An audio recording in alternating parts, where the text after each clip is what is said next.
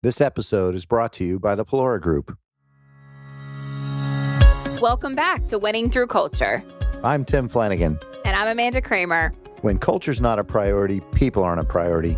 Having an intentional focus helps you as a leader remain impactful and relevant as you move your business forward. Welcome to Winning Through Culture. Welcome back to another episode of Winning Through Culture. I am here today with my co-host, Amanda Kramer. Amanda, how are you? I am so good, Tim. How are you? Good. It's an exciting topic, emerging topic. Depending on where you are in the world, you may be very well versed in the topic of AI in the workplace, maybe a scary topic to some, and you may be like saying, what is AI in the workplace got to do with culture? Good question. And we're going to talk about that today.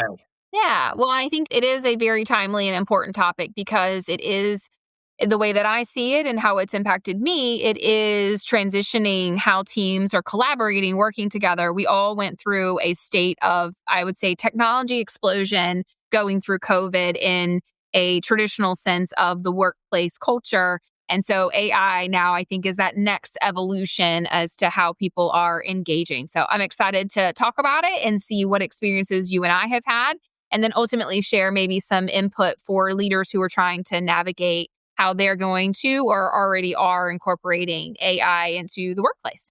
Yeah, so maybe just a few things as we get started. One is you and I are not AI avatars. This is really us live.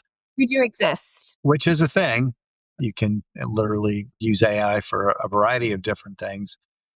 You know, artificial intelligence is baked into a lot of our lives today. We're going to speak specifically, though, kind of about the broader topic of, you know, how is artificial intelligence and tools like ChatGPT and Perplexity and Claude and others, you know, impacting people both in their professional life and ultimately how that might be impacting the culture of the organization they're in. So yeah, it'll be a fun one. It will be. So let's hop into maybe understanding AI's position in the workplace in general and doing some research, some thinking about this episode. You know, I did come across a McKinsey report from 2023 that already stated that 50% of businesses have adopted AI in some form.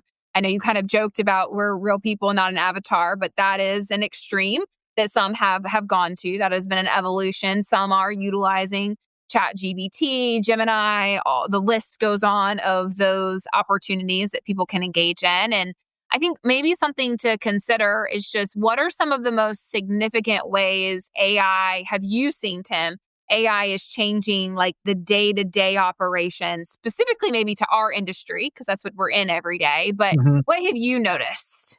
I mean, I think first and foremost, Amanda, I kind of start with what can AI do? And I think it's obviously there's all these, you know, stories that it's going to take over our society and our world. I don't think we're anywhere near that, but it is a tool. And it's like any other tool, to your point.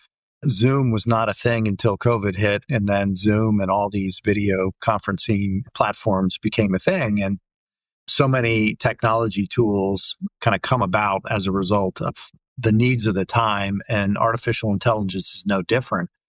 And so I look at artificial intelligence in the workplace literally just as another tool. You know, how can that tool be used to help people do a better job in the work they do, potentially save time? Yeah, efficiency. Yeah, I mean, you think about the amount of research that one might have to do in order to look up a topic. Now you can do that literally in seconds.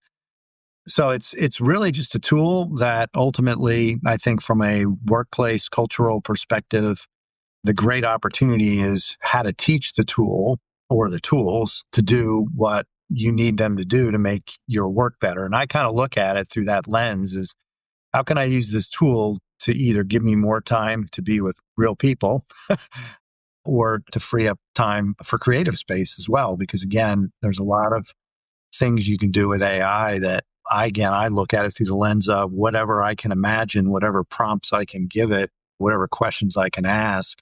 That's really the limits of what I'm going to get back is, you know, it's like anything else. Ask a bad question, you might not get a very good answer, but ask a very thoughtful question or series of questions, you may get a really rich perspective. So I'm excited. There's so many different applications to improve productivity and just enhance, I think, the overall well-being of people at work.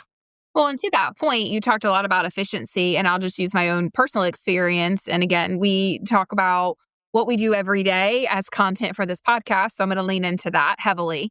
And one of my responsibilities in our daily life is internal communications. And I will say, from an efficiency perspective, I mean, the thoughts still have to come out of my head, they still have to get into a space that's workable. But utilizing a software or system in the AI capacity can help refine it, but even more so refine it in a quicker fashion. So you kind of have that peer-to-peer relationship where you don't necessarily have to engage with a physical other human being to refine something to a point that then you're comfortable with sharing out. And that's one of the ways in which I have found it to be extremely beneficial. And part of the role that I have on a daily basis is to say, here is a collection of thoughts that I need to, quickly, efficiently communicate. Help me organize those thoughts. And then I have a very settled communication to then go to the person that I'm working with on it and say, okay, here's this. It's been refined. Let's keep working on it together. But it sped up that middle process for me so then I can spend more time, as you said, on other tasks or creative space or, spending, one-on-one time in our industry with our advisors and having that personal connection. So it has benefited me in that way. And I definitely think that others are seeing benefit. And then too, from a team efficiency perspective, it then allows me as a leader to then spend more time with those that are part of my team with whatever project or strategy that we're working on. It just allows that more efficiency time of use and almost actually counter blocking, which is kind of cool. So I know that, 74% of organizations have reported in another study that I found, right, that they've actually had improved team efficiency by the integration of AI. And you shared, I think, a really important point that before COVID, like Zoom and, video chatting existed in some way, but not in the sense of the workplace where I don't go a day where I don't use it. And I think AI has now gotten to that place in the workplace as well, but you need to your point, teach people the appropriate way to use it.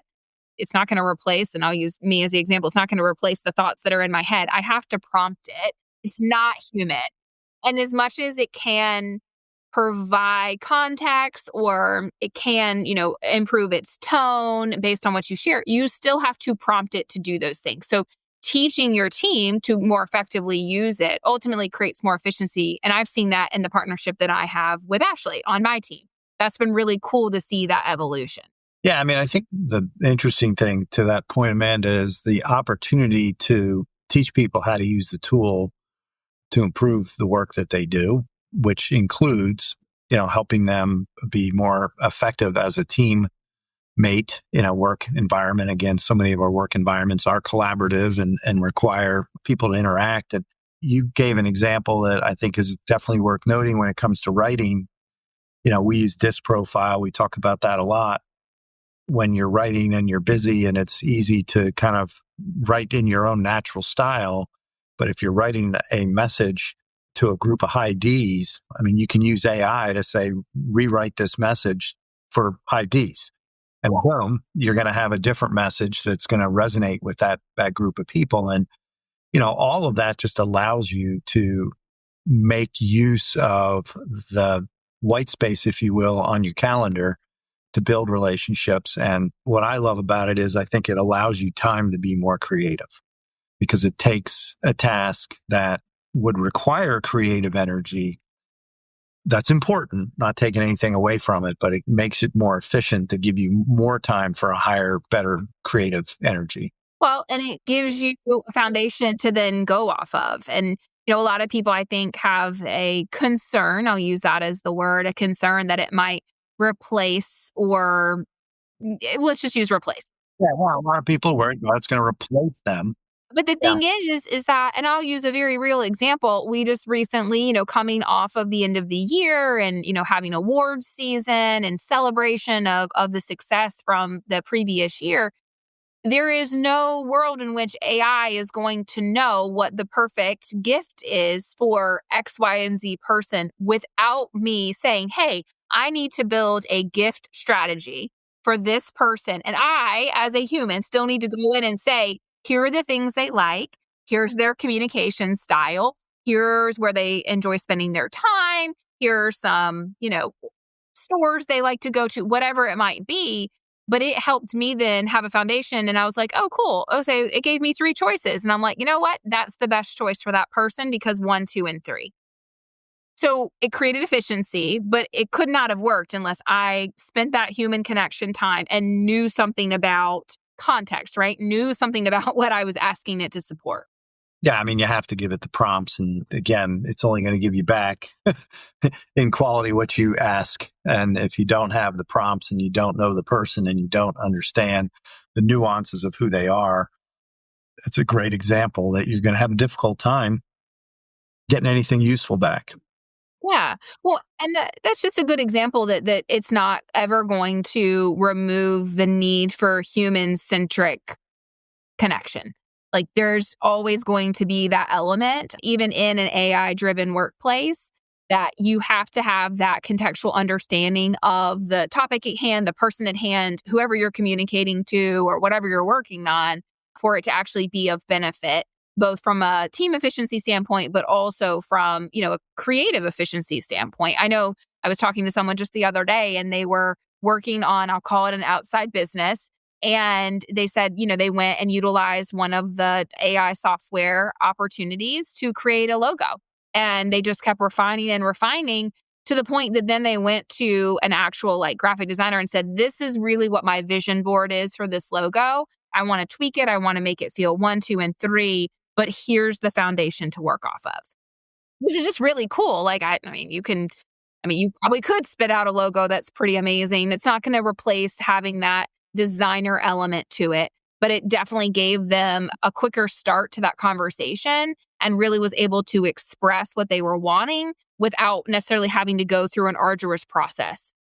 Well, you had to be able to imagine what it was you want in order to ask for this piece of technology to create something in the image of what you wanted. And that's, again, we're not here to talk about sci-fi stuff and where AI takes over the world. Maybe that happens in our lifetime, but I think the more practical reality is, again, that's a great example of how a vision, an idea, a thought, from a live human being can be manifested through a technology tool into something relatively quickly and perhaps better than it would have been otherwise. Yeah. Well, and it's funny though, because we talk about AI in the workplace, and I'm going to say more in the corporate workspace today, but oftentimes people kind of, I don't know if they remember or forget, but I would be remiss if I didn't say, if you've ever watched the show and what's it called? How It's Made. And oftentimes they'll go and talk about how a candy bar is made or some type of machinery or some type of product. AI in its infancy stages really was there because they have to basically prompt a computer program to do 1, 2, and 3, much like if you're assembling something. And it's cool because now it's made its way from, let's say, product manufacturing into workplace manufacturing from a communication standpoint, from a logo standpoint, all these examples that we've given. And the evolution of it, I think, has been very cool to watch. And it's been around. We just haven't experienced it, I think, in the daily life, much like we'll go back to the Zoom example. Zoom was a thing before COVID. Then COVID happened and we had no choice. And then it was, okay, now I don't go a day without using it. So I think we'll get to that place, but it's a comfortability. And we'll kind of begin to say, hey, how can I use AI more and more and more as our professional opportunities advance, which I just think is cool. It's going to weave itself in and it will be appropriate. Well, I think to maybe illustrate, because again, culture, the whole purpose of winning through culture is really about building a vibrant culture in an organization. And so much of that, as we've talked about over the years, is a function of relationships and interactions and behaviors and beliefs. But to illustrate perhaps a point, as I was listening to, I thought of an experience I had last week, and I will not mention the institution I had this experience with. But I had a problem, and I was directed through their app to what was clearly a chatbot. Wasn't, don't try and fool me that there's another person on the internet chatting. I quickly made my way through the capabilities of that chatbot. which fortunately said, I need you to talk to a live person. I got on a phone with a live person who was nowhere near where we are in North Carolina, and they could not help me. And so I'm like, I am just going to go physically to this place of business's physical location. You're doing such a good job of not sharing, even though I know what you're talking about. I'm going to talk to a live human being. Yes, the chat is not working. The call center did not work. And I got an issue that needs to be resolved. And now I'm getting frustrated. And I had to, rearrange my schedule, go and see a live human being. And that live human being, though, resolve the issue. And I think that in its simplest form, it would have been really nice if my problem wasn't as complex as it was. It was a rather complex issue. And the chat could have solved it for me. And then, if that didn't work, the phone may have worked. But in this case, it was, a situation that required human interaction. And I think that's, again, when I hear people talk about, oh my gosh, AI is going to take my job away, or it's going to, do this, it's going to do that. I just want to say it's a tool. That's it. Just look at it as a tool. And, in my example, the chat bot probably would work maybe, 6 out of 10 times. Didn't work for me. And lo and behold, a live human being that I could see face to face who had empathy with my situation and gave me their email address and said, I am going to make a call for you. Here's my email. Send me an email. They gave me a phone number to call, which I did, which I needed to do to verify myself. And then boom, problem was solved, overnight. And that was, I'm sure, some technology tools in there. And I'm sure there was some AI that was checking my verification, because that's, that is a part of the thing. But I think it's just important to note that AI is just a tool, and as I'm working on building a healthy, strong culture in my business, it doesn't need to be kind of the boogeyman that's going to completely upset the apple cart. Yeah. Well, and the other part is that it's a development opportunity too, because it's a skill to be able to prompt it in the right way, utilize it in the right way for the position or the functional responsibility that one has in an organization. I mean, I used an example in one part of what I do every day just to help refine communications and communicate more effectively. And I think everyone can utilize AI for that. Honestly, it doesn't matter if internal communications is in your role or not. That is something that can help. Like, whether you're a leader, whether you're on a team, it doesn't really matter. Having the efficiency and your communication ultimately impacts the environment and the interactions that you have with individuals, which then impacts the culture that you have as an organization. Because communication is so important to how culture gets formed and how it evolves inside of a team, inside of a group, ultimately inside of a population, whether it's a firm, an agency, whatever term you use for your company. So I think it's important that you do keep in mind that the empathy, it's not human. So you are going to have to refine it, and teaching the skill of how to ask the right questions for the role that you need it to play is part, I think, of leadership and also just professional development in a particular role. And I would be interested to your thought, like, how do you see, and you can use, of course, our firm as the example, but how do you see AI impacting professional or career growth for an individual? And you can use a specific person. How do you see that happening? I guess a couple things. One is we probably need to acknowledge, our day job. We're in a heavily regulated industry that does not really welcome the use of many of these tools. So just acknowledge that. I think it starts, though, and again, kind of looking at this through the lens of culture. When you and I were chatting about doing this episode, it starts with the leadership, which is be curious and aware and understand. And last year, probably in April, so we're coming up on a year, I started to get curious and educate myself, talking to people in the technology space, in the AI world, to really better understand, what is this noise that I hear about these tools? And so I think first off, it's be curious as a leader. Second off, then, back to your professional development, because it can be a tool to help people develop professionally. But if the leader doesn't use it first, it's going to be a little disingenuous. I got introduced to a really good book that I would recommend called The AI Driven Leader. And that book really talks about how, as a leader, you can use AI, kind of demystifies it, but then how do you use AI and different AI tools, in a business setting? And it's a very practical book too. It's not just like some, esoteric thoughts. It's got some very specific, literally like kind of action plans in it, which is again an amazing feature of AI and ChatGPT. You can build back to your question. You and I could sit here and say, we want our leaders to learn about XYZ.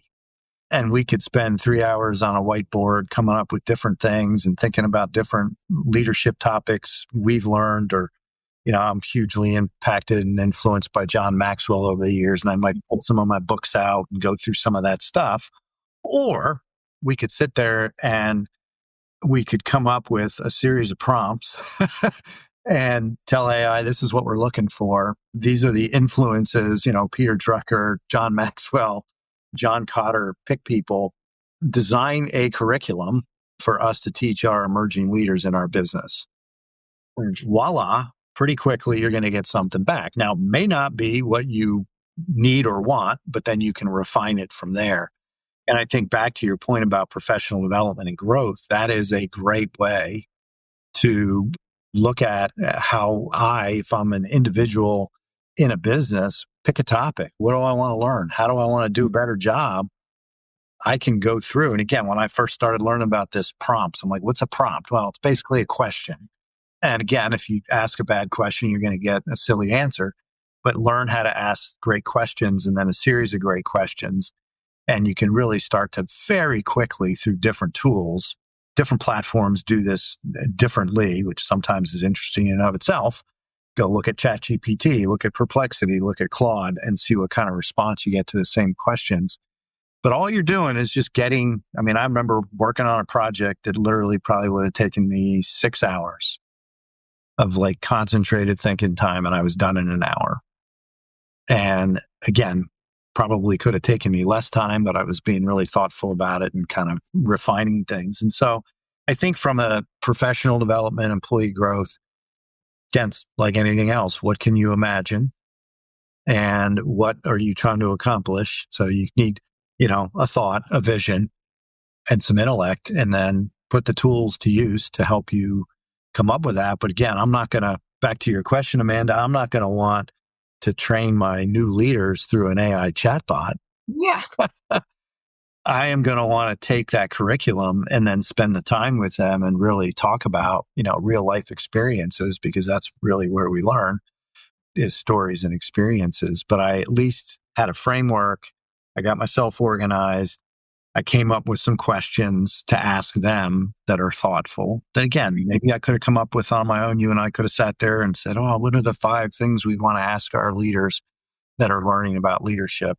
Or we could have done it in 5 minutes and gone to lunch. There's different ways to look at it. Well, and the other part to that is that you mentioned this in the beginning, that you want to utilize it as a leader yourself to then instill the opportunity of utilizing it for the team that you have. And that just speaks to the evolution of a leader's mindset too, right? Being adaptive to the environment that you're in and really never settling that what we did yesterday is what we need to do tomorrow. And I think AI has shaped that for many leaders, that ultimately we have to take hold of the tool that's in front of us. Again, using the Zoom example, there are lots of people who are like, I never want to use video chat. I only ever want to meet in person. And now they're like, hey, cool, I can be at my beach house, mountain house, whatever, and still conduct business the exact same way and be just as productive, if not more, because of the transition time that I now gain back. Well, think about AI in that way. It is gaining back transition or travel, air quote, travel time that you used to spend. So you're creating that opportunity, that white space in your calendar to have more human interaction, human connection on other topics, on creative items, on strategy, whatever it might be. You're basically using it in this instance as a task support. And that works. Yeah. And I think, again, you do need to kind of learn to slow down to go fast, and again, learn the different tools. So it's not, once you have a better understanding of how AI can work with you, and there's just so many applications in business, you still have to learn that. And you still have to train the systems to do things the way you want them done. It's just like if you went out and hired a new employee, there's a certain way you want them to do things and you've got to train them. So there's definitely a time requirement, an upfront investment of time, but it definitely is a highly leveraged amount of time when you look at the long-term implications of it. And you sharing that example, just I had a thought. Related but not related is so, and I know I've shared this in some of the podcasts. If you've listened along with us, you know this about me, but my husband and I, we raise guide dogs. The goal, right, is for them to be a guide dog for someone who is visually impaired. And I have a 101-page manual that we have to follow in raising that dog. And it's funny because we were talking about like AI in and of a sense. I realize that I have a human connection. I have somebody that I can go to if I'm training a dog through this process and I keep running into the same obstacle. There's someone I can call. So going back to your example earlier and say, hey, what are some other methodologies? There's nothing in the manual. I don't know what else to do. I've exhausted my creative resource. I have somebody I can call, but in the end of it, I also have AI I could go to and say, what examples have you seen of this? And they would do the research from all the different guide dog organizations and all the published materials to say, try this, which is just really cool because I have a resource. I know there's a human component. There's a manual I can go back to. And I'm thinking about this in the workplace, right? There's a manager, there's a leader, somebody I can talk to. There's hopefully, if you've functionally positioned your people, they have a manual for their role. They at least have a guideline of how they're supposed to do their job. And then at the end of it, you could type into ChatGPT or Gemini or whichever one you want to use, whatever is approved for your industry. Just want to plug that one more time. And it could give you ideas.